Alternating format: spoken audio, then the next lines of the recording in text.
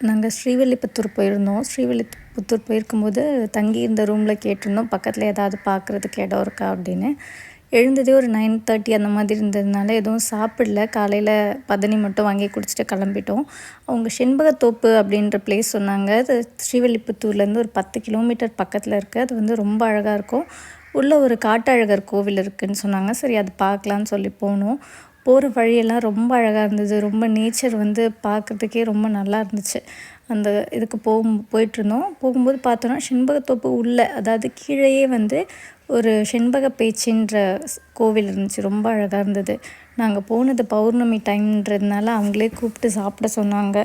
அதனால நாங்கள் வந்து அந்த கோவில் சாப்பாடு சாப்பிட்டு மேலே காட்டழகர் கோவில் போக ஆரம்பித்தோம். அது நெக்ஸ்ட் வீடியோவில் போடுறேன்.